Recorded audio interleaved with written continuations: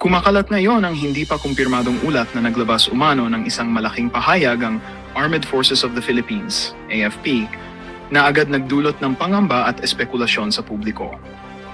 Ayon sa mga impormasyong umiikot online, may bahagi ng naturang pahayag na umano'y naglalaman ng tono ng pagkadismaya sa ilang desisyon ng kasalukuyang administrasyon. Dahil dito, mabilis na lumaganap ang haka-hakang posibleng may pagbabago sa ugnayan ng AFP at Malacanang. Bagay na agad na naging sentro ng diskusyon sa social media. Sa gitna ng ingay, nanatiling maingat ang palasyo habang hinihintay ang opisyal at malinaw na bersyon mula mismo sa AFP. Ilang opisyal ang nagsabing hindi dapat agad paniwalaan ang mga kumakalat na impormasyon hanggat walang formal na pahayag mula sa institusyon. Samantala, ilan namang analyst ang nagbabalalaban sa mabilisang pagkalat ng haka-haka, lalo na't sensitibo ang usapin ng suporta ng militar sa sinumang pangulo. Pinayuhan din ang publiko na maghintay sa beripikadong impormasyon upang maiwasan ang pagkalat ng maling interpretasyon. Habang patuloy na lumilinaw ang sitwasyon, nananatiling matanong ang publiko kung ano ang totoong nilalaman ng di umano'y pahayag at kung paano ito makaapekto sa administrasyon ni Pangulong Ferdinand Bongbong Marcos Jr. Kapwa AFP at Malacanang ay inaasahang maglalabas ng malinaw na paliwanag upang tapusin ang samut-saring espekulasyon. Sa ngayon, nakatutok ang buong bansa sa kung paano tugunan ng dalawang panig ang mabilis na pag-init ng issue.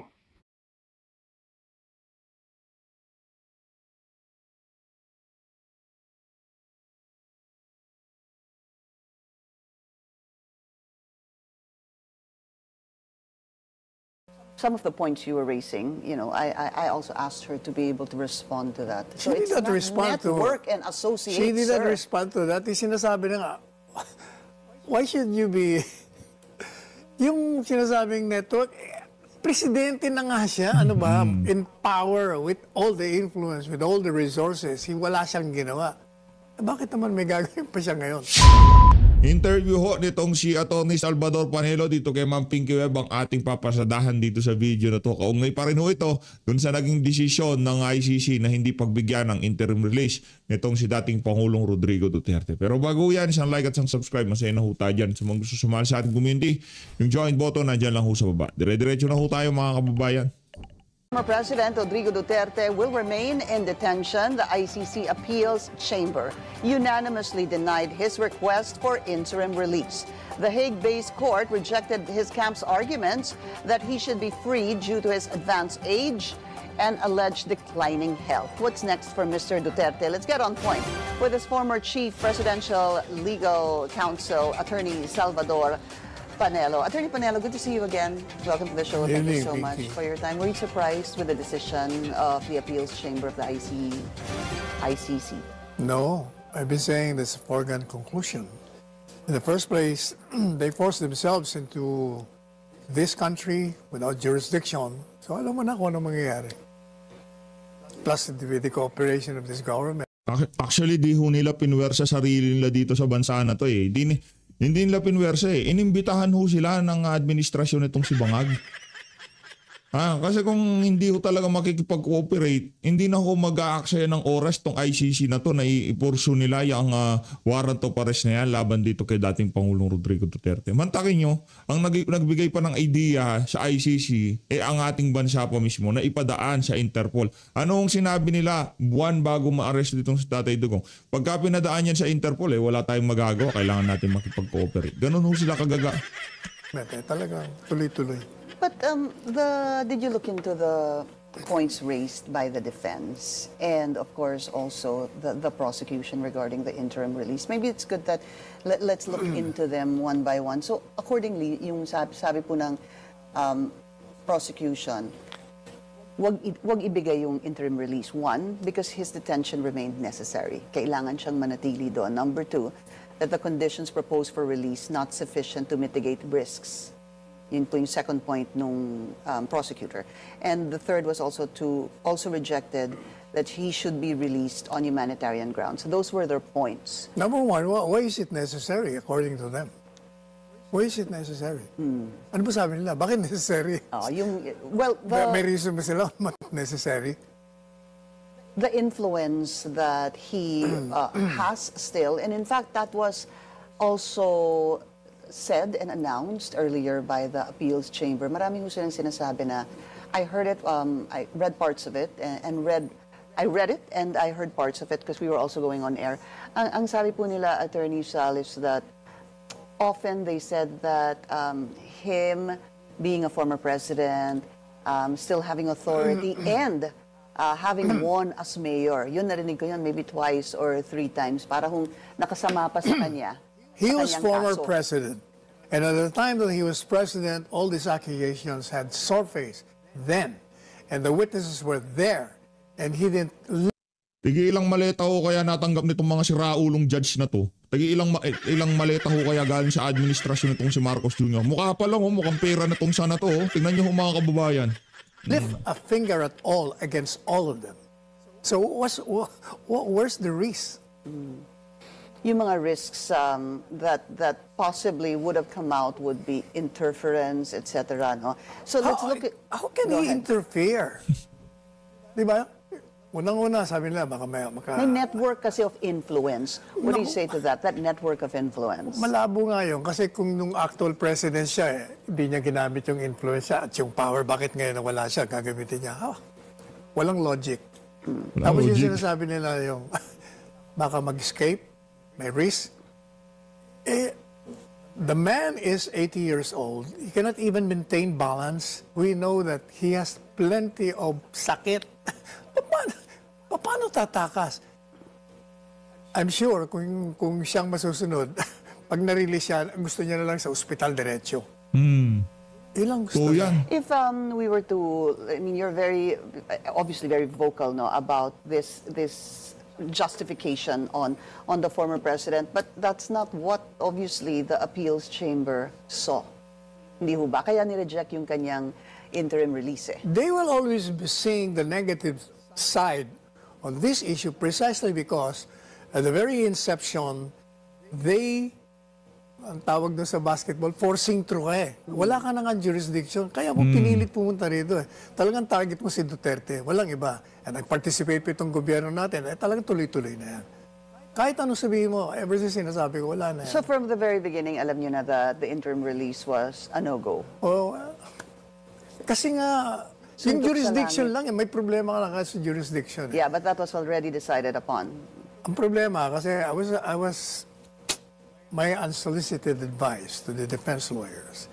Kasi napansin ko, ang sinasabi ng chamber, di ba, ang niraise nila is yung ginawa mong, parang kini-question mo yung jurisdiction.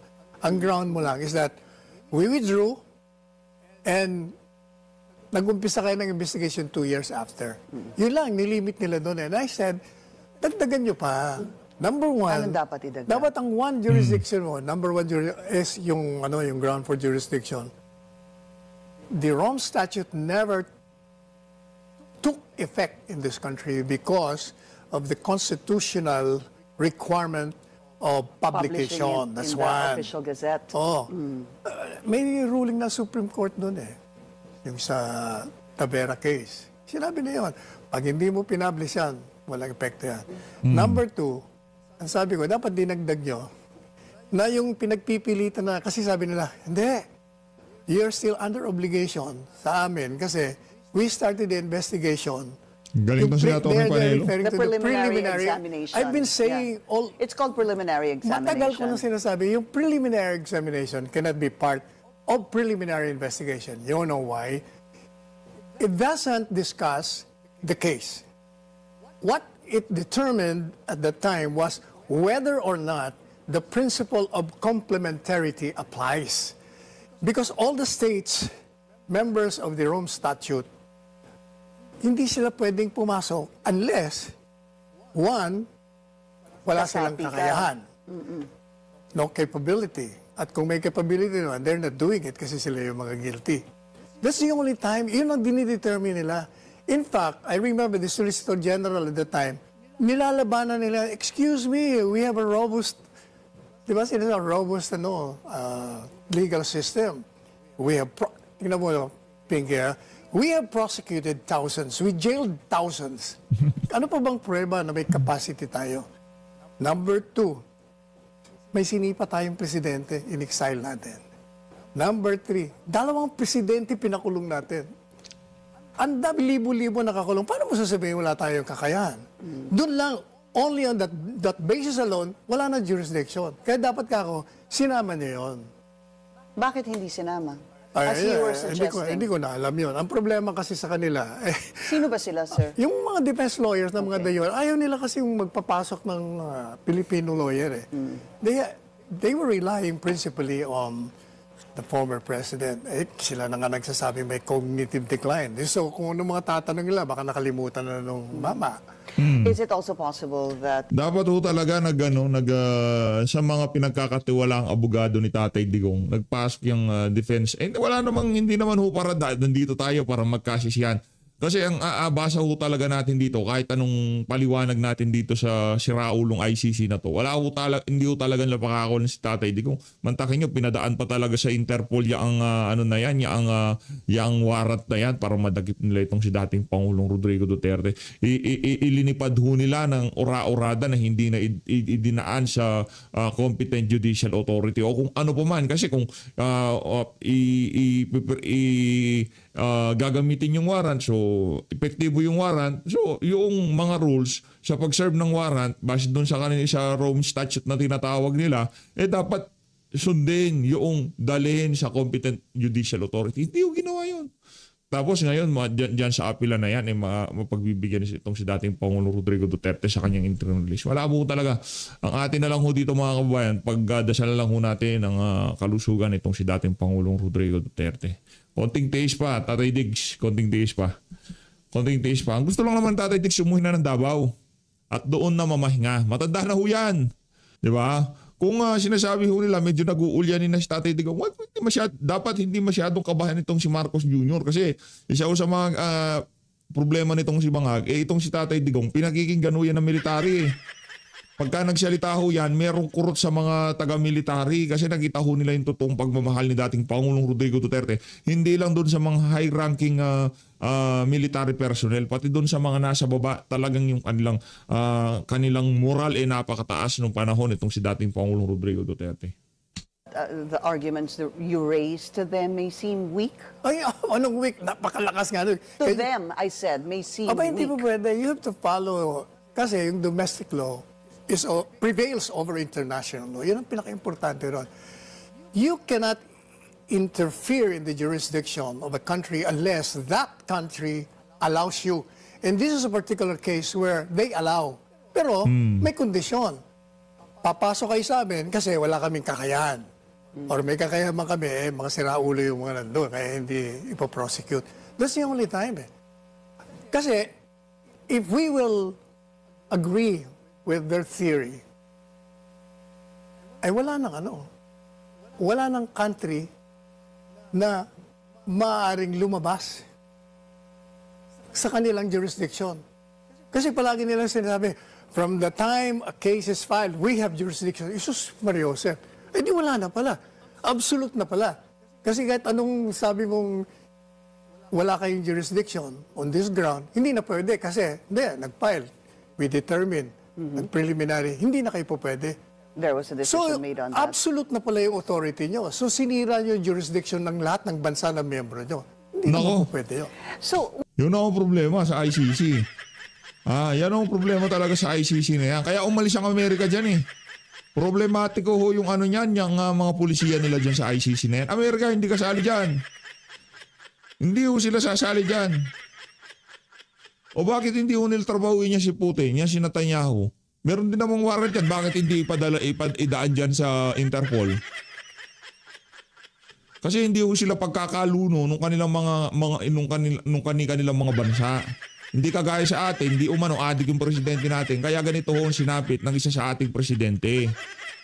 Kung may kasalanan, hindi kulong yung sa Pilipinas. Wala namang problema yan. Hayaan nyo maglitis sa kanya yung mga Pilipinong abogado, Pilipinong huwes. Di ba? Hayaan natin yun. Pero mga banyaga, anak ng towa. Hindi na natin binigyan ng kakarampot lamang na dignidad ang ating lahing Pilipino. Dito siya ginawa na tayo.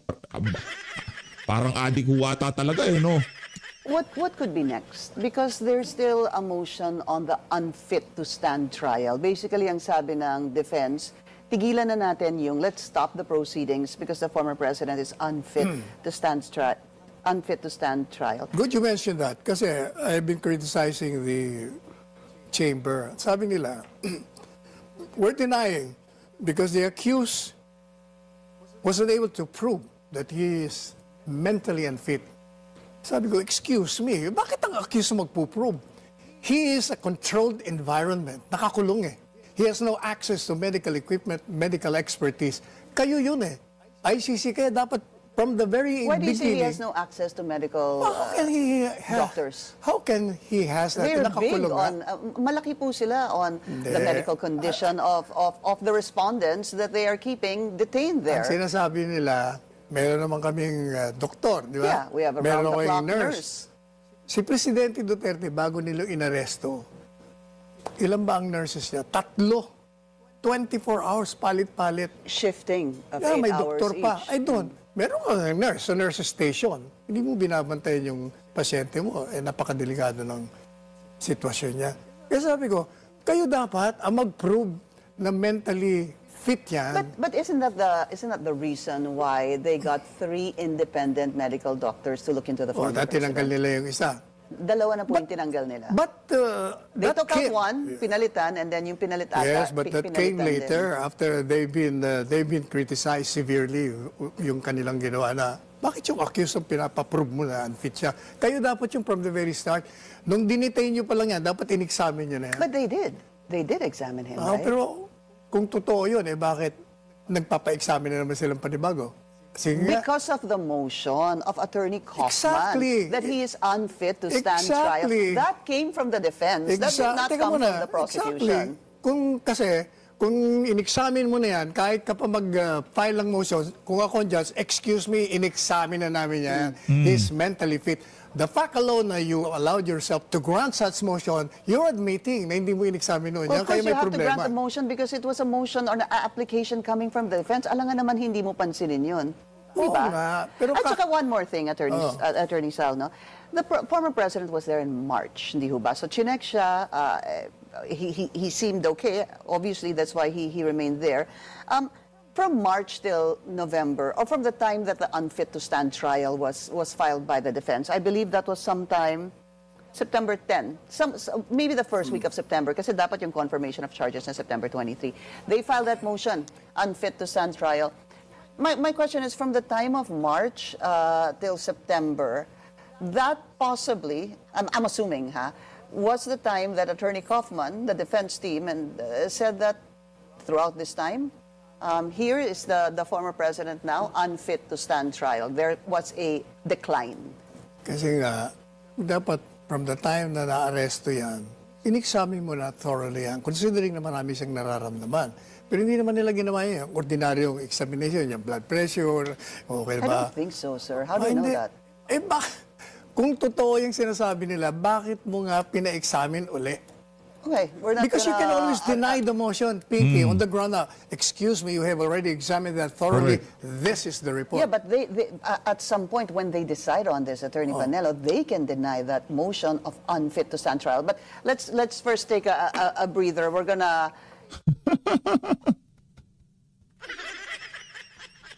Yung punto nitong, tama naman yung punto nitong si Atty. Salvador Panelo. Itong si Ma'am Ganda, pinagpipilitan niya sa kanya. Kung talagang in-examine na yan, pwede naman talagang sabihin nila, teka lang, ba't pa natin i-examine? In-examine, wala nang i-examine dyan.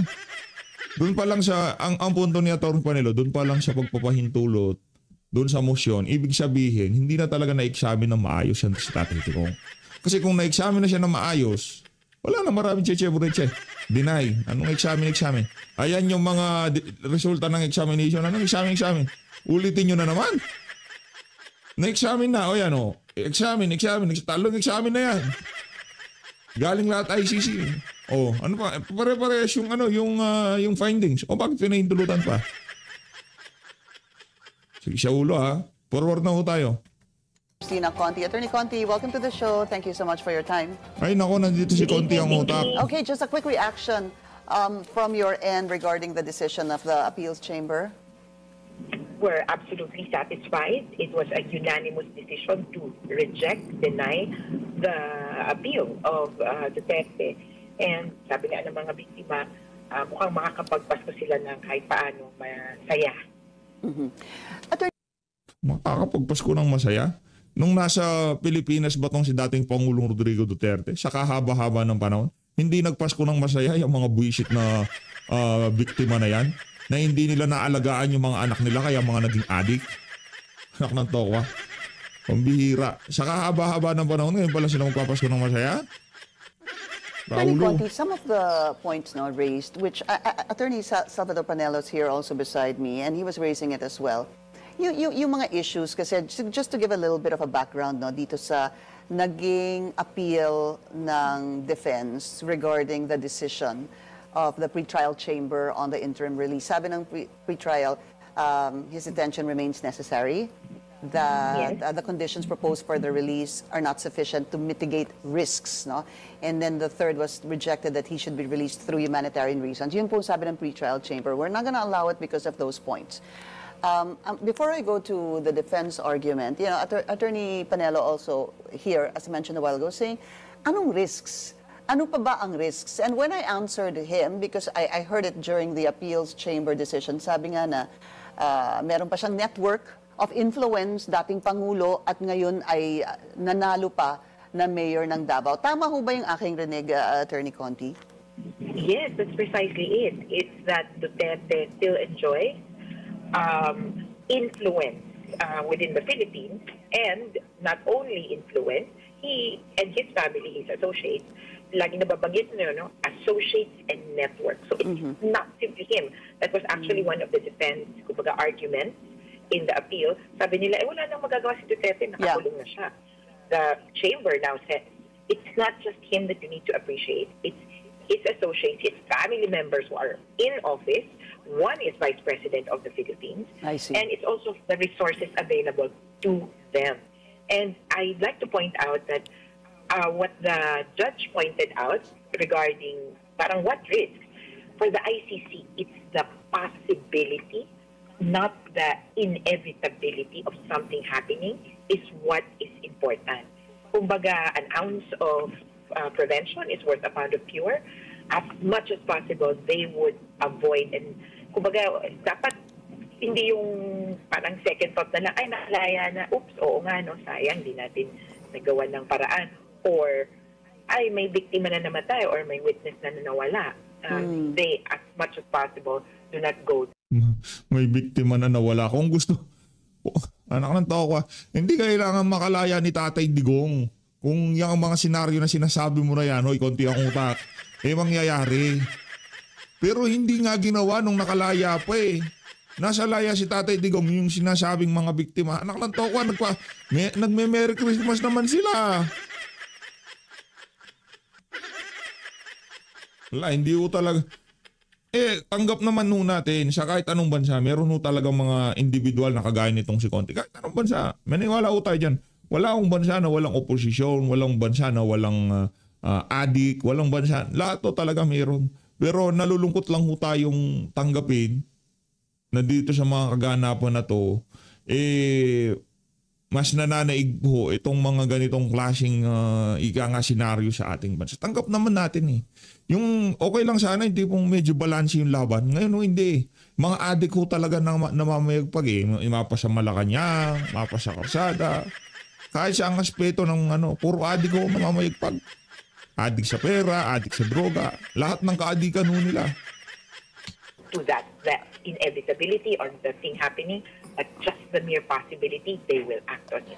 Just also a follow-up because Attorney Panelo also was saying a while ago, no, nung Pangulo nga siya, wala siyang ginawa, didn't even lift a finger for any influence or to intervene dito sa mga